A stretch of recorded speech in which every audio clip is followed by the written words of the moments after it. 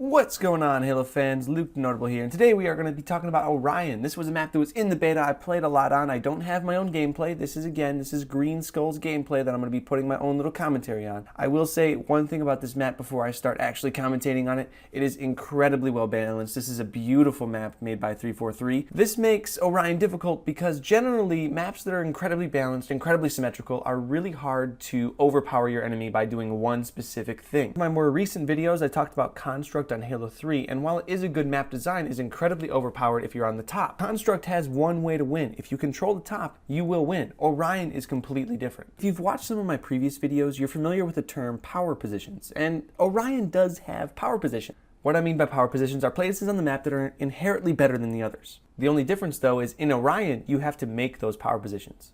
So first I want to look at the geometry of Orion, and I did this in a previous video and I got some positive feedback on it, so I'm going to do it again. So areas in green are areas you always want to control. These are the great areas on the map. These are your power positions. Areas in yellow are areas that you may be able to control, but there are better areas on the map. So this is the center. It's highlighted in yellow because the center does offer cover, but you're getting flanked from all sides, and even though there is cover and you are higher than other places on the map, it's much easier to control the bases back here that I've outlined in green and also put this little star in. Look at the little star. Areas in red are areas that you never really want to go. These are either low areas on the map or areas that don't have any power weapons, areas that really are hard to control and you should never really catch yourself in. One thing you'll notice about Orion is that the power weapons all spawn in the yellow or the red areas. There are no power weapons that spawn in the green zone. If you want to get the sword, you have to go to the yellow zone here.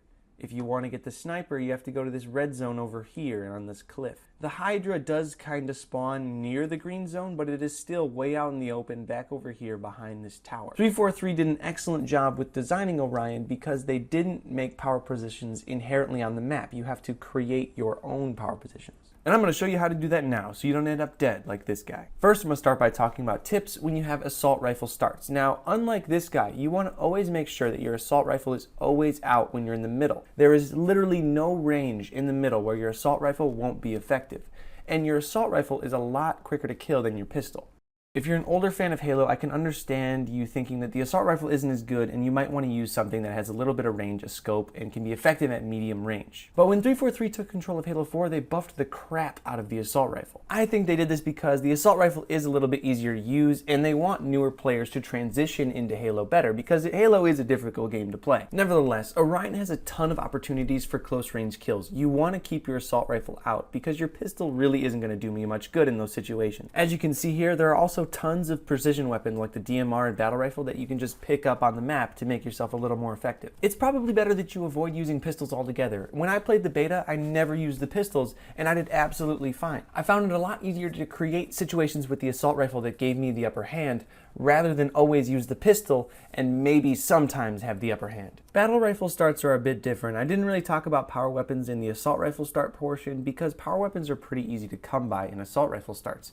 You can see here this player is just sitting by the sniper rifle that's about to come up and no one's challenging him because no one can reach him without getting pretty close up. Even with the pistol, you don't have a ton of range. This is where the beauty of Orion really sets in. The sniper rifle spawns in this back corner and you're visible to pretty much everyone on the map. This isn't a big deal in assault rifle starts, but in battle rifle starts, it means you have to grab the sniper and get off there. In battle rifle gameplay, you cannot sit on this cliff. You're going to get shot by every direction and your team is going to lose the sniper rifle. You're going to want to take the sniper rifle and move it back to the green area that I showed you on the map before. Here, you're not only going to have cover, but you're going to have height.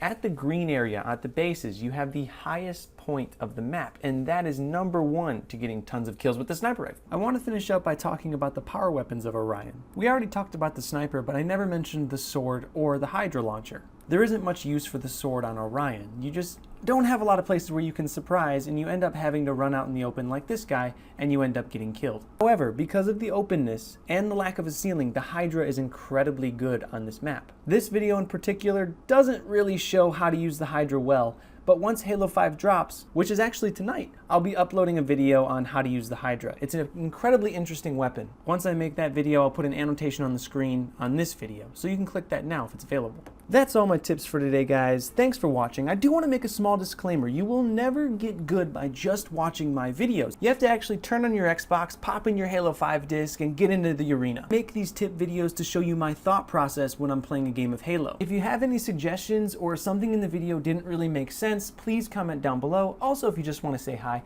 I always reply to every single comment that gets posted to my channel. I've done that since I started posting, and I still do that now. In fact, if you liked my video, rather than hitting the thumbs up button, go down and tell me you liked it in the comments. One last thing, this is the page you're at right now. If you are already a subscriber or thinking about becoming a subscriber, please go to my channel. You can subscribe straight from my channel. But if you want to be a super fan, click on this icon here. It's my Google Plus page.